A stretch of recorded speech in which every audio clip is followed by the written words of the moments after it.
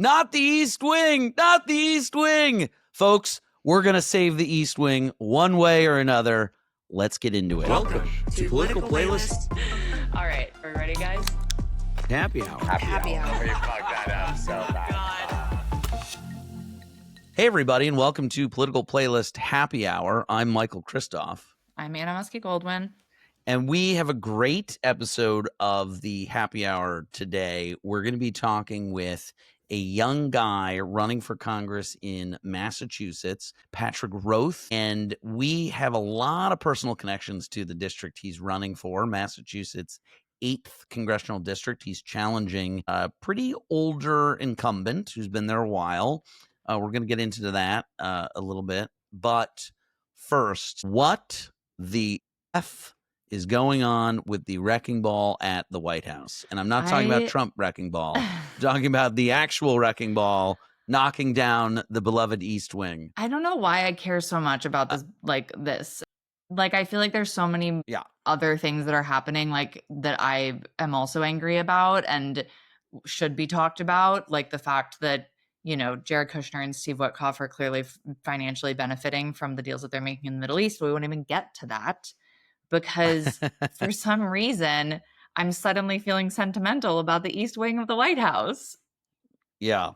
Yeah, it's pretty amazing. I mean, I think the visual of this is quite stunning, and I've seen a lot of different social media accounts and people, whether it's the Bulwark or whether it's the Midas Touch, Democrats and Republicans who aren't fans of Trump, all really post these images of just a crane destroying the people's house and saying, look, a picture is worth 1,000 words in a lot of regards. I mean, so Trump's whatever, Steve Chung, I forget, what is he, like the comms, maybe communications director? Yeah. So I was reading, his comment was, the White House always needs updating.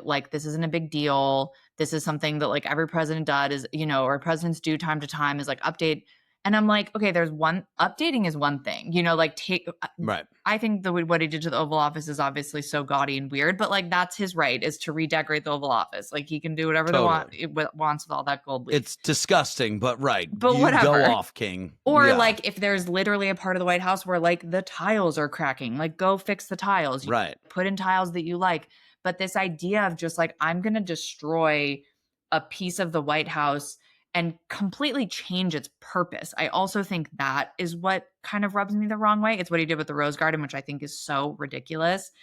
Also, exactly. of creating this new environment and function of the White House to be this social place and having no respect for the history of the building. Just like you said, it just says so much about what his vibe is and what he cares about. And by the way, what he's getting donor money to pay for, instead of getting donor money to pay for all the things that he's taking away from people. Yeah. Yeah, it's pretty amazing. I mean, I think the optics of this, there's quite a bit of blowback happening. This is costing $200 to $250 million during a government shutdown when people are losing their jobs. He's firing people left and right. People are worried are they going to get their Social Security checks? Their healthcare premiums are doubling, tripling in some places. TSA workers are wondering, am I going to have to take out a loan or borrow money from family and go in debt while, so I can keep airlines and, safety in our airports without getting paid? I mean, it's just so ludicrous to me. And I'm really feeling like we're nearing a breaking point among people. I mean, I think that what Trump has proven as a politician and certainly as a candidate is that there's really not one thing with him that sways voters. I mean, in normal times, right, you'd say, oh, well, this would be, Barack Obama knocked down the East Wing to build a ballroom. I mean, imagine the conversations that the news media would be having, right? And that would be the one thing that would have tanked Obama's everyone legacy. Freaked out because he wore a tan suit. Right, exactly. And so with Trump, I mean, I'm continually surprised at how these big monumental things don't move the needle. But I do really believe that the collective consensus is just utter chaos, and that eventually enough people feel like, oh, this isn't right. It isn't right that we're squeezing our farmers because of tariffs. It isn't right that we are spending money on a ballroom and not lowering people's health care. It isn't right that we're rounding up nannies and landscapers and lawful immigrants. And so I think that this is yet another very, very stark reminder, and particularly visually, as we head into the midterms, where I think Democrats are going to need to grab these moments and seize these images so that they can use it to make the case of why this administration does not seem, from a data standpoint, to really be working on behalf of most American people. Well, I also think it's creating this like vibe where suddenly it's the people in power are the haves and everybody else is the have-nots. And I feel like by past presidents of both parties, I do believe there has always been a concerted effort to show that, as much as, of course, like the president has an immense amount of power and most of the time, at least after office, has an immense amount of wealth, like that there's a level setting of I am here for you. And and our country is plagued by the haves and the have-nots, and let's try to create an environment that feels a little bit more level. And even if that's impossible, let's have the White House be sort of the Capitol be sort of a symbol of this is where the level playing field is. Like on the Hill, this is a representational government. These people represent you. In the White House, it is I'm a president for all people. And as extravagant as, of course, the White House is, just by nature of what it is, like it doesn't feel like it's throwing in your face of like, look how rich I am. And now Trump, by creating a social club out of the Rose Garden and now putting like, gold chairs in a massive ballroom that's going to cost hundreds of millions of dollars, it just feels to me like it's flaunting wealth in a way that is so antithetical to like what a president should be doing. And so when you mention people like farmers,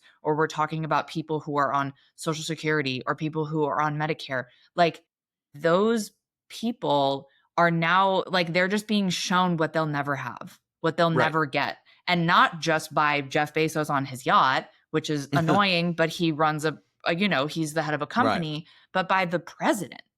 And it just like we shouldn't like that just shouldn't be part of what is happening in that place. I mean, you just said it, right? Jeff Bezos is running a company. He's an entrepreneur. He's a businessman.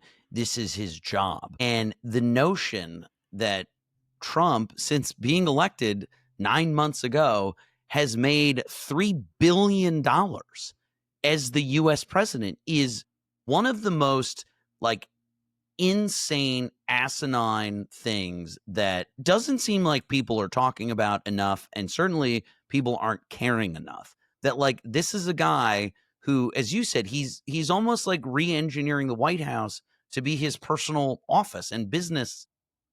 His person, I mean, it's to be company, his own which, personal again, club. like the Oval Office, like, right, that's your right to redecorate that however you see fit. But he's like, oh, I got to be in Washington now. I might as well make it into a Mar-a-Lago club.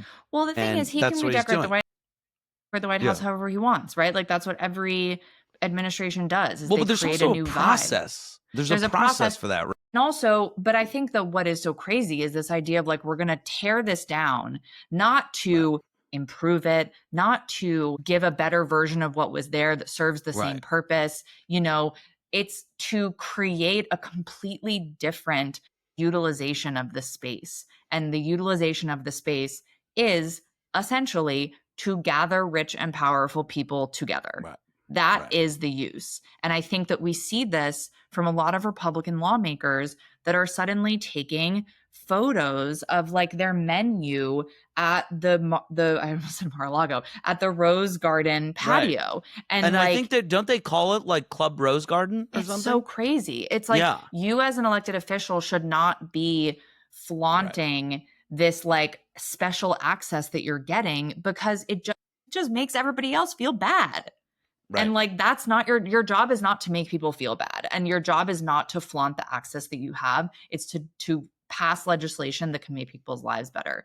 And I just like, I don't know. I just feel so strongly about the fact that our bodies of our physical establishments of government cannot become social gathering places. Well, and it's giving life and oxygen to our worst impulses, right? As you said, these, we have lost all code of ethics, it seems, in this current administration. And I don't think that's a partisan thing to say. I think that's just objectively, when you look at the ethical violations that are going on and the lack of checks and balances, evident by the fact that first thing Doge and Trump did was fire all the inspector generals. So there's nobody actually like keeping tabs on anybody. It is that, now these people who are elected to serve us, not to enrich themselves, but to work on behalf of us, are now feeling like, oh, well, we're actually just getting a taste of the good life here, and we're getting the Mar-a-Lago experience. And yeah, you know what? If Trump's making $3 billion in office, let me make my 100 grand or 200 grand or billion in stock trading off of classified briefings that I've gotten, and it's giving this oxygen to our worst impulses, and it's creating permission structure for elected officials and Americans to say, you know what? My elected leaders are doing this thing that I was told was wrong or immoral or unethical, but you know what? Fuck it. If they're doing it, I'm going to do it too. Yeah. And it's just so, to say it's a slippery slope, I just think doesn't do it enough justice. For sure. Well, it's going to take a new generation of leadership. It to sure make sure is. That this doesn't happen. Great. Can I just say, that was a terrific transition, Anna. That was, I know I can be harsh on your transition sometimes. But to be fair, I was not listening to anything that you said. I was just coming up with my transition. So that was good. Yeah. Well done. Yeah. Tell us who we're talking to. Yeah. So like you mentioned, today we are interviewing Patrick Roath, who is running for Massachusetts 8th Congressional District, and he's running in a Democratic primary. So this is a safe blue seat. The person who has been in office there is Representative Stephen Lynch. He's been there since 2001. So that is 24 years, 12 terms of Congress. And now Patrick is challenging him. So Patrick is a lawyer by trade. He's been a voting rights and democracy advocate. He's 38 years old. He grew up in Connecticut, but then with ties to Massachusetts. His mom was born in the town of Brockton, which is in his district, and was raised in another town called Braintree. So if you are from Massachusetts and you're listening, then you know all those towns. Yeah. And just to be clear, this isn't like some Connecticut plant that we've brought on the show here. He's a real guy who's really doing impressive things. Really doing impressive things in Boston. He attended Tufts University and then became involved in his legal career and advocacy work. So from college, he went and interned in the Obama-Biden White House. And then he worked as an aide to Massachusetts Governor Deval Patrick and on several campaigns also in the State House. And we will talk to him a little bit about like his sort of how Obama and Governor Patrick were inspirations really for where he's at right now. He also was a Fulbright cultural ambassador and went to teach English at an Islamic boarding school in rural Malaysia. Wow. So don't know if you had that on your bingo card. Yeah, those things all somehow go together. And perhaps most pertinent, I think, to his candidacy, he has been involved with several organizations, one of which is called Common Cause Massachusetts, served as their board chair, and led a lot of efforts on voting access and government transparency and campaign finance reform. All of things that we're going to talk to him about. And I think that advocacy work specifically speaks to why he is a great example of this wave of young Democrats who are challenging incumbents because they just want things to be different. And it's nothing against Representative Lynch. I think that Patrick gives credit where credit is due for the person who's been representing him. But it's that advocacy work and his experience, the experience that Patrick has, that I think makes him a really definitive example of this wave of underdogs who are trying to kind of upend the left a little bit. Well, and here's a fun fact about his district. It's Massachusetts' 8th district, and we get into the sort of funkiness of the gerrymandering layout of this. It's like downtown Boston, it's South Boston, it's the South Shore, and then it kind of loops around and goes inland to areas like Norwood and Dedham. And fun fact, in 2014 and 2015, I lived there for like 4 months filming a movie, and I literally lived in his district, and I got to know the area very well. I also have relatives all over there. So I'd like to think I'm like kind of up on Boston politics. All right, relax. The district. I know the district a little bit. Okay, I can tell you there's an incredible Whole Foods in Dedham at Dedham Plaza, which I lived at the Hilton there. Yeah, I lived at the Dedham Hilton next to the Whole Foods, and there was a P.F. Chang's. Yeah, the Whole Foods, the Hilton, and the P.F. Chang's are really your cornerstones of what this district represents. And Charlie's Sandwich Shop right in the South End, right next to Back Bay, which is in his district. Okay, that feels South End is not his district, but at least that feels a little bit more local. Yeah. Well, we do interview someone about this, so you don't need to listen to Michael talk anymore, because here's our interview with Patrick Roath. Patrick Roath, welcome to Political Playlist Happy Hour. How's it going? Oh, man, it's great. Thanks for having me on. Love the show. Thanks for great to be here. So you just said, before we kind of dive into like the nitty gritty, you just said you've been now full-time candidate since what, May? Is that what you were just saying? Hey, yes. So like, just what's like day in the life? You really want to know? Like you should. Yeah. This is a grind. It sounds like. What's the like truncated, exciting for a podcast? Yeah. Day in the life. Yeah. No, honestly, look, so launched in May, full-time candidate here in the Massachusetts 8th Congressional District, and we've got until next September 1st is the Democratic primary, mostly safe blue seats. So that's the election that really matters, and I'm up against an incumbent in the primary. So we've got a lot more campaigning to do, which is great. Look, a typical day, I hate to say it, but I'm an early riser. Like I'm up, I am getting my political emails done. I'm figuring out who we're going to talk to that day. It is rare that there's not some kind of event each day, right? Like that's the beauty of doing this full time. And that is often going to a community event, talking with Democrats across this district. And it's a big, crazy district that's got lots of Boston and then lots of south of Boston. Honestly, I spent a lot of time in the car driving in traffic, trying to get to somewhere else. And a lot of times just sharing, just introducing myself, right? First time candidate. So I have to call a ton of people, get out there and meet a ton of people. And a lot of that happens on the phone or online these days too. Yeah. I just have to point out, I'm also an early riser, as is our third partner, Anthony. And Michael is I am not always. He's like a 17-year-old boy. And so we'll be texting at like 7 a.m. and at 9, he's like, what is wrong with you people? Yeah, no events before 11. I'm very much on what appears to be the Donald Trump schedule. Yeah. I fear my team before 11. My team here is also not early risers, so they don't love that I've been like at it for 4 hours by 9. You're the boss. You get to do it. You got to do a lot each day, but it's great. It is really rewarding. I don't want to make it sound like a drag. It's amazing to get to do this. Of course. I imagine so. And it seems to be working, because breaking news, we got the alert this morning that it was just announced you've raised $430,000 in 5 months. Thank you. Yeah. Which I mean, incredible. I think we all can agree, like we wish there didn't need to be so much money in politics, but there does. And it's the reality of where we're at. But you've raised this money from individuals, not from PACs, which we will get to a little bit later. You're challenging a 12-term incumbent Democrat in your district, which, like you said, includes parts of Boston and the neighboring suburbs. And I just want to kind of get to this, and I think it speaks to why you've raised so much money, which is we're seeing this growing trend across the country of young Democrats challenging older incumbents. And so first of all, congratulations on the money.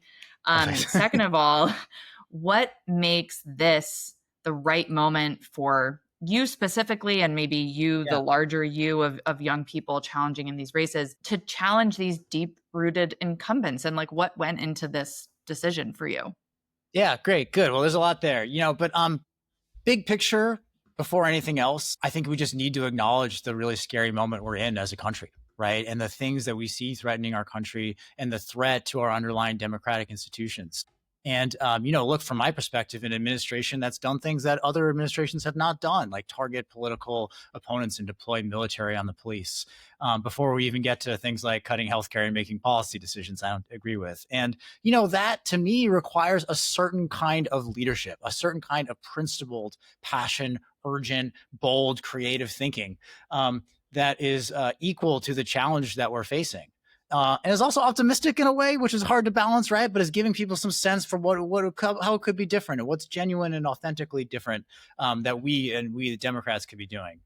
And I think you see some other people like me across the country thinking that maybe the folks that we have right now as elected Democrats in DC, maybe just they aren't the right people at this exact moment, and it could be that like when they got elected for the first time decades ago, they were the perfect people to have in office. But it is healthy and good to have new people running and stepping up and challenging and getting some fresh people going through the system.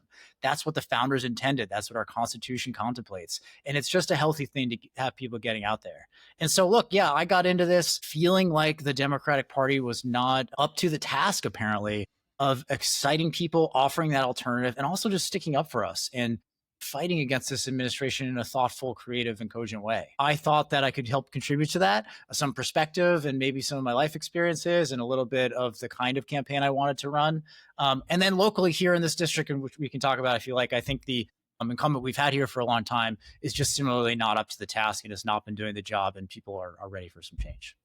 It's interesting. I'm very familiar with the Boston area. I'm familiar with your district.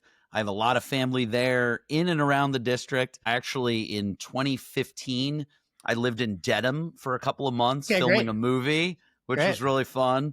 Cool. So that's all to say that I have a bit of a handle on the politics there. And, for our listeners who don't know, the guy you're challenging has been in his congressional seat since I think 2001. Before that, replaced William Bolger's seat in the House, in the state Senate, who is again another notorious figure in Boston politics. So it's so interesting to hear you say that, like, that is such a different generation for a different time in politics.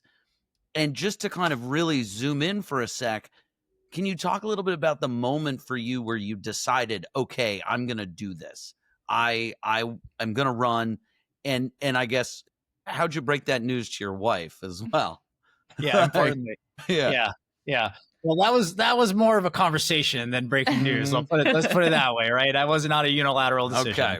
Like a good husband. Yes. She had some views. And I mean, sometime around the beginning of this year, it was in my mind a little bit, and I had some people come to me too and say, "Hey, if you want to get back into public service, you want to get into politics, maybe you consider this and take a look." And it took me a while to get comfortable with this idea. It's an ambitious thing to take on an incumbent and run for Congress for the first time. But it was one of those ideas that just grew. And the more people I spoke to, that seemed like there was appetite out there and it would not just be me on my own doing this thing. It felt like the moment was right for my politics, for what was going on in the country, for what I thought I could deliver. And then my spouse and I did get comfortable with the idea of it ultimately, but it's a big thing. It's a big thing. So it wasn't just dropped on us. I love that. I mean, I also just want to point out, like, 2001. Right. We're just talking about different era of the world, I mean, I was just starting high school. I was 11, right? So just for a lot of young people isn't this show, like, just putting that in perspective, think about where you were in 2001 and that there are a lot of people like the person you're challenging who have been at it since then and maybe aren't so at it anymore, to your point. I think that's right. Yeah. And so sort of on a larger scale, what do you think that this kind of trend of challenges across the country says about, you mentioned your incumbent not being up for the task, people not being up for the task, but I think a lot of also what we're seeing is like discussion around messaging and leadership and sort of the direction of the party. So how does, for you individually, that manifest in like why it's important to step up and do something that, by the way, people like, it's so hard to do what you're doing. And you're doing it very successfully so far. And so what is that like, what is the thing that you want for the future that is not happening? Yeah. Okay. Well put. Yeah. Well, first of all, I find it tremendously encouraging, right? It's a demonstration that our democracy is still vibrant and dynamic, that there are people who are willing to take those risks and who are willing to step up and get involved in this thing. Because like more than anything, I think what we need to be doing, look, as Democrats, but honestly, as citizens, as candidates, as people involved in our country, is trying to rebuild some faith in this country, right? And trying to show people that it could actually work and that is worth believing in and trusting in and trying to hand off to the next generation in a meaningful way. And that's, for me, it's not just by saying how great it is. Like, oh, we've got this democracy and we got to defend it, guys, and make sure you don't elect this guy. He's going to tear it down. I think it's got a lot more to do with showing, right? I think we need to do some showing, and getting things done for people that they can feel in their lives is actually an improvement. You know, where we are in Boston, one of the huge issues that people face here is just the cost of housing and how expensive it is to try to live in these communities. People are getting forced out all the time to other states, which is a huge problem. So there's a ton we could do about that from the federal level creatively. Daycare is a huge option for people, right? Similarly, is making it impossible for working families to live around Boston. The cost of healthcare, access to good, reliable education. I guess what I'm getting at is that is the kind of stuff that I want my party to be laser focused on and delivering on, and explaining how this is not just because it's great and it's good. It's because we want this country to provide for people, right? And we want it to be good and just and decent, and we want to be proud of it, you know? And for me, there's some connection there that I'm trying to articulate in this thing. And I'd love to hear more about, you know, nationally. Yeah. I mean, I think also just on that, like when you say those are issues that we've talked to a lot of people from all over the country. Like that these issues are not necessarily specific. I mean, I think when you talk about housing, it's probably obviously more in like urban centers like Boston, but these are affordability, all of that. It's the same things, just like different versions of them, depending on where you are. And I think that it almost feels like that the ability to kind of explain as you're doing that those are the things has been missed in a way or something. Yeah. And doesn't that give you hope though, too, that like we can make progress on these things? If it's the case that in Nebraska and Alabama, they're kind of worried about a lot of the same stuff as they are in Boston, like to me, that's the path forward. Like we can get something done if we actually can get the right people in there and also fix up our politics, which is another piece of this, right? Like that's important too. And we should talk about that, about PACs and about, you know, getting money out of politics and trying to get more people involved. Like I think that's the other part of the equation too.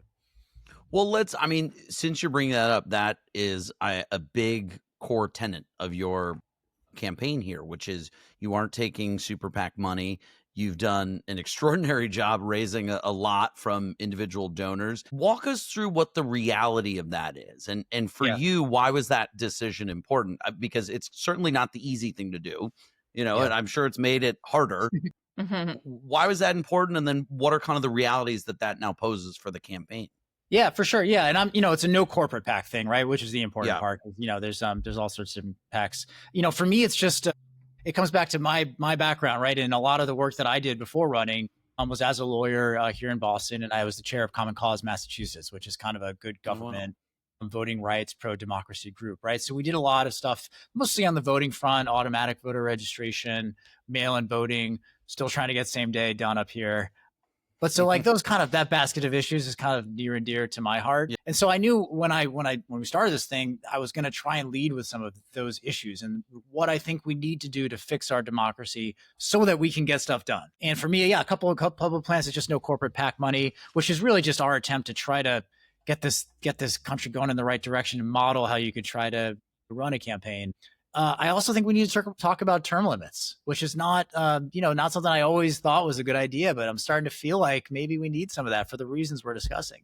And of course, just encouraging people to run and getting new people involved in the system generally on top of other things. So what's that look like for us? Yeah, I mean, Sure. I mean, we're not going to corporate PACs and looking for a handout. It's an easy thing to do, but it's not how we're going to try and do this. And operationally, yeah, I mean, you got to ask people. You got to go out into the world and say, asking hey, for money. Oh, it's the best. Yeah. And then a lot of it happens today online, right? And finding people who want to give just small dollars and not like huge checks or anything, but just help you go that way. Yeah. And if anyone wants to chip in, they're welcome to. Yes. What's the website for our listeners? And I mean, we have family on the East Coast. So what is your campaign website? Congress? Is that... Yeah, it's just patrickrooth.com is probably the easiest place. And there's a donate button. You can read about the campaign.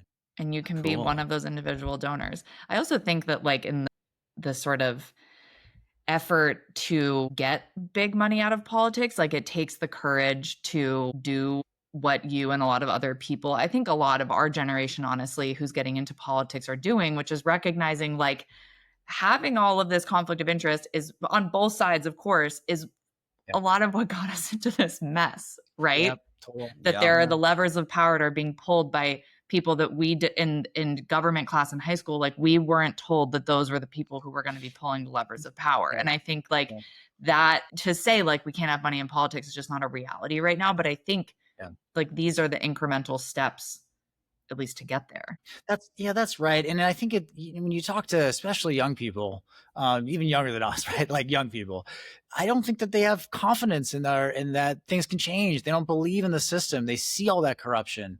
And we got to do something about that. And it can't just be talk, right? We need to actually try to, like you say, incrementally try and fix this stuff. And, changing the way we fund campaigns helps. Public financing would be amazing, right?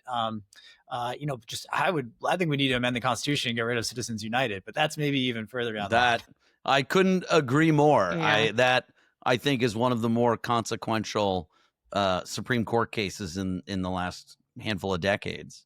It's funny you're talking about like just the contrast of you and a 12-term congressman and what the younger generation views that as and sees. And in many respects, I think it's fair to say you're the underdog here. Oh yeah. And and you have to sort of slay this Goliath. So I'm curious, what are some things that you have found to be effective techniques to stand out as the underdog, whether it's messaging, whether it's a kind of new and improved social media campaign that maybe your incumbent does not have? What have you seen that's been working so far for you guys? Yeah, part of it's social media, of course, right? Mm-hmm. And we're on TikTok and we're getting that stuff going, and we're going to invest in that increasingly as this thing goes. But I think sometimes people overrate that a little bit because nothing beats showing up. Like it's just when you actually, and that's a big piece of this is just being there. When you actually show up at the protest or at the meeting in the library basement in the little town at 9 p.m. or you take questions, you don't just leave immediately. You take questions and you engage and you hear from people. I think that there's a lot of people who feel like that's part of what's been missing in this district, and people want that. They really want that engagement and to feel like they've been listened to and heard. And that's a hard thing to do, right? Like I kind of get why after 20 something years, maybe you don't want to do that. I get it. But I think that's how people respond to that. Yeah. And the social media stuff is really important. And that's how, the culture is made online today, and you have to connect with people that way. But I worry sometimes people overrate it, you got to get the fundamentals right. You got to meet people. That's so true. Yeah. I wanted to just talk a little bit about, and kind of this similar conversation of money in politics, just touch a little bit on gerrymandering, because that's something that is, especially here in California right now, really, really on people's minds. And, I think that it is re-emerging as like this political, let's say like tactic that has gotten a lot of public attention. And I'm not gonna lie, your district is kind of a funny shape. I don't know the full history of what has happened in Massachusetts, but regardless, gerrymandering does seem to be one of the places where the old guard of politics has really let down the younger generations. Yeah. And I think that people across the aisle would agree with that of our generation.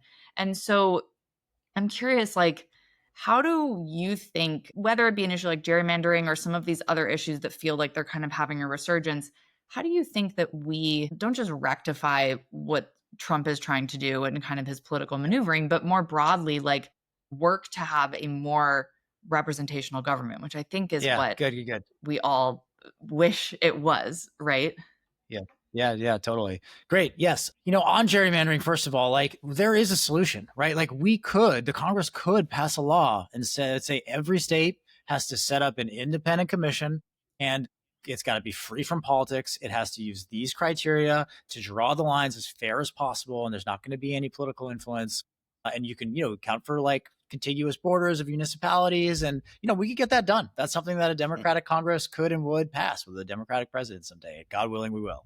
That's something Common Cause, my group, fought for years nationally. And we've had some success in places like California. And then this thing happened. Right. And then, now the, Trump is trying to weaponize that to the fullest extent possible. Now, for someone like me who shares the desire to have that policy goal, I would love to be able to say, no, we're going to keep doing it the clean, nice way. But like, you just can't. We can't unilaterally disarm on these folks. Right. We have to be able to respond. And that's what you see happening in California, which breaks my heart. Like, it's ugly. It's terrible, the stuff. Right. And we're smushing together districts to just maximize partisan advantage. A lot of this is the Supreme Court telling them they're allowed to. I could go on. Yep. So there's. No, I completely agree with you. I could go deep on it, but it's an ugly facet of our government right now. More broadly, look, I would love this country to consider a lot of creative things that we could do to fix fundamentally the structure and how people are represented. Proportional representation, right, in the Congress. So we don't even have to deal with gerrymandered districts in the same way. It would have a real impact. Ranked choice voting is something that has had a lot of promise, right? So you rank your top people. We saw it in New York, right? It created some really interesting dynamics in the mayor's race. All the other things we've talked about, getting money out of politics. There's all sorts of kooky ideas. Some of them are a little bit more half-baked than others. But, you got to have the public behind you on these things. It takes a lot to amend the Constitution. And it will just get unamended if we do it and not enough people agree. So you got to be out there talking about it and building support and pitching it and showing people and educating, really, right? Like, here's why it's not working and here's what we could do. And I'd like to be part of it. I just have to give my like pipe dream for a second, which is I feel like we talk about Republicans and Democrats under 45 years old who are in Congress and have gotten to understand a lot of the personalities that are in this pool of people. And I just feel like when you say sort of kooky ideas, it's like, I do really believe that if we had more young people in government who were willing, I'm not even saying like political risks. I'm just saying like creative risks, right? Like ideas. Like out of the box thinking. We've seen this happen on certain issues where you get these like unlikely pairings of people reaching across the aisle to try to solve these problems. And I just have this like pipe dream that in our, I don't want to say lifetime because that's like so disappointing, but in the next like decade or whatever, that there can be a group of young Republicans and Democrats who are able to like stand together and message and create like a public campaign around something like gerrymandering or whatever we decide, and that to me just feels like it's just like the way that things change is to have a new generation of people be like, we got to stop, That's the only way it's ever changed. And that's how it's supposed to work. Having people just stay there for decades and never leave and never go, never let other people step up, like that locks us in and it prevents all the kind of creativity and dynamism from coming into the government, things like seniority. And so I think term limits, new people running, it would really help this kind of thing. Yeah. What do you think is, you kind of touched on it earlier, and to zoom back into your district here, what do you think is like the biggest challenge facing the district? We like to say, and we love the saying all politics is local because it really is at the end of the day. And, I was just talking with somebody we were talking about the mayor in Los Angeles and in New York. And it was like, at the end of the day, the mayor's job is to fix potholes. And somebody said that, and it was like, yeah, that's such a great way to put it, bluntly, of course. But I'm curious, like, what, for you, using the power and the ability of the federal government, what do you see as those really huge issues for your district? Yeah. Yeah. Good. Well, there's the things that are distinct to the district and the things that are big issues everywhere. Right. Mm-hmm. And you got to start with the ones that are big everywhere, which is like, will we have a government we believe in a couple of years? Will we keep having elections? Will we have rights? Right? Can you walk down the street without being worried about being kidnapped by some guy in a mask? Yeah. Those are true everywhere. And it's not distinct to the Boston area. And it's obviously motivating a lot of people who are scared. But here, yeah, to bring it home a little bit, I mean, and I did allude to some of it, but working kind of normal people are just getting priced out of the Boston area. And it's just really hard to get by if you don't have a crazy salary and nice healthcare and, extended family in the area to help with daycare. And that is the real challenge. And it's a challenge for people who live here. It's causing people to move out. It means that students who graduate from all the awesome universities don't necessarily want to stay here, right? Which is a big problem. And over time, that depletes our tax base. It means we have fewer people to work in the companies here. And that just becomes a huge spiral, right? That does not serve anyone well. So that's why I think tangible stuff that you could do around improving transportation, unlocking a ton of housing and rewarding communities that are thinking about housing the right way and helping people get into those homes. I just think there's a ton more creative stuff we could do around daycares, right? And childcare, and trying to expand the options for people, increase supply so the costs come down, and just directly help people who are really struggling to figure out if they can have that kid or have that second kid and still stay in this area. And the same is true with healthcare costs. So that's the thinking that I'm trying to apply to the district. And it's all I hear, right? It's all anyone hears around here if you know anybody in Boston. Yeah. Yeah. Well, speaking of Boston, before we end, I just want to talk a little bit about like your background, because you've mentioned, working for Common Cause, but something else in your background is that you work closely with former Governor Deval Patrick. And I just want to get a sense of like, what are the things that have built your resume is the crass way to say it, but like, I guess resume of like interests and passions that have led you to finally be like, okay, I'm going to run for Congress? Because it takes a lot of both experience, but also like fortitude to make that decision. And you obviously have a lot of experience. So how did those two elements kind of come together? Yeah, that's good. And we kind of jumped right into it. It didn't even do the kind of the history and the mythology here. And, it comes back to like, well, that'll be earlier. People will know. Yeah. It comes back to, like for everyone, family and my childhood and the kind of values I was raised with. My mom is actually from this district. She was born in Brockton and grew up with a single mom in Braintree right here on the South Shore. Was just waiting tables on the Cape when she found out that IBM was hiring actually for the first time. This is back in the 70s, hiring women for the first time, really. Yeah. And so she found her way there, and she met my dad, who'd just gotten out of the Army. He had gotten drafted during Vietnam. And, they stayed at that company for decades, right? And that was for our family, just the path to the middle class and prosperity and having what you need. And that just quintessential American opportunity story is like what characterized our family. And, it felt to me, especially when I was in college and living through the Bush years, that story was just not getting told as much anymore. And there was not that same dream that a lot of people had lived has seemed like less and less common, I guess, And so when I heard Governor Patrick speak about it, actually directly when I was in college in the Boston area, and talk about how we could have an inclusive, prosperous opportunity, a commonwealth, but also country that respected everybody, that had a place for everyone, I was just totally bought in and so thrilled to be a part of that. And, Barack Obama was saying the same things at that time. And that's why I started working for Governor Patrick and for President Obama in the White House.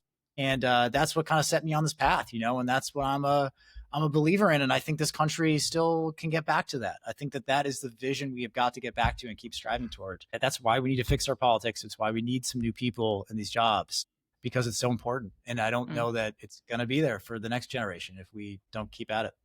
Yeah. What do you think is like because I totally hear you. And I guess the question I have is like, what is the modern version of that? Like when I think now Obama literally to me it's like that's like a relic of politics in many ways, that it's kind of like things have changed so much for better and worse. Like for you kind of as the next generation of someone who's inspired by those figures, what is like the modern twist on how we get back to a world where that kind of story is possible? Yeah, that is the question right now in our politics, more than anything else, because and I hear it, right? I spent all day talking to Democrats in the primary electorate and people who are worried about this stuff and maybe paying some attention. And I am trying to offer some hope and optimism and a sense for what this country could be. And I get that reaction a lot, that, man, are you sure you were ready for that? Like, that sort of sounds like the old times.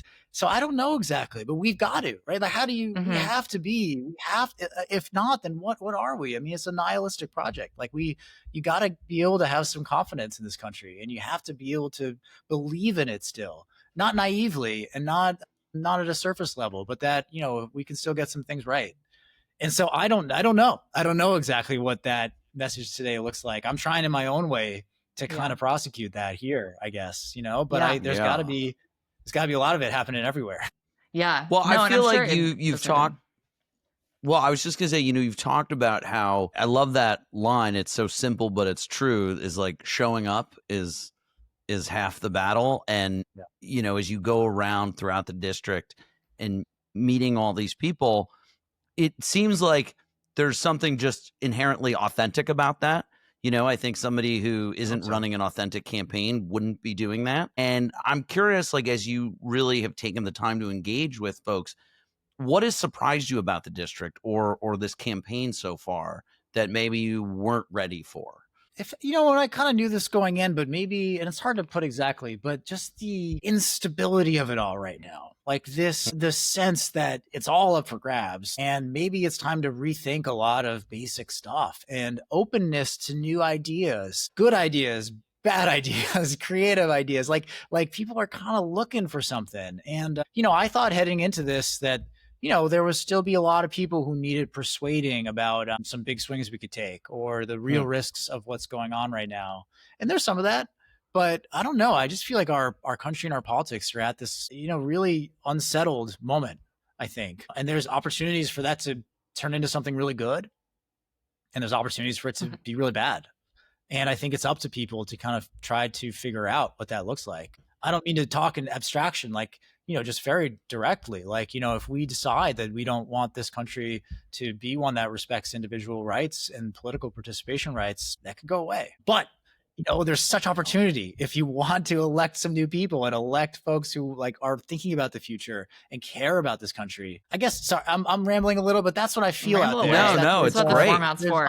It's an unsettled, it's an unsettled moment. And if you're really out there, like full time, like I am, you'll hear it, and you'll hear where kind of people are at, and you get enough data points, you can kind of average where people are. And it's surprising to me, actually, that's like that. I mean, not to put words in your mouth, but it sounds like you're getting a real feeling of, for lack of a better word, I'll call it desperation among people out there, that they're feeling like, oh, this is worse than I could have imagined, and I'm willing to try anything at this point. Like, is that, because people we talk to, I kind of get that sense from just friends, family, various folks we have on the show, that there's like a palpable desperation out there. And I'm curious if you've seen traces of that within the folks you've talked to. Yeah. Desperation, the apathy, or a sense that whatever I do is not going to make a difference. Or a sense that, like, you're not going to change anything, so why should I bother listening to you? Right. God, that's almost worse. It's like, it's like that's, and man, I just try to combat that. I really do. And I don't know if people buy it or not, but, I just really try to combat that with a sense of optimism, a conviction in my own values, and a belief in the country. And that there's some good stuff ahead of us still. But I do feel that. And it's scary to say, because I hate to think that there's a lot of people out there feeling like that. It's dangerous. Yeah. Well, I do think people are buying it, because you're doing a pretty good job for the task. But again, people can follow you on social media. They can go to your website if they're interested in learning more and donating. Really so cool to talk to you and hear about this journey. And good luck. We'll be following along. Thanks. Thank you, guys. We can check in a couple of months. Let's do it. We'll still be on this adventure, and hopefully this is building. So thank you, guys. This is really fun. I really enjoyed it. Of course. Thank you for joining us, and we'll talk to you soon. Talk to you. Bye. All right.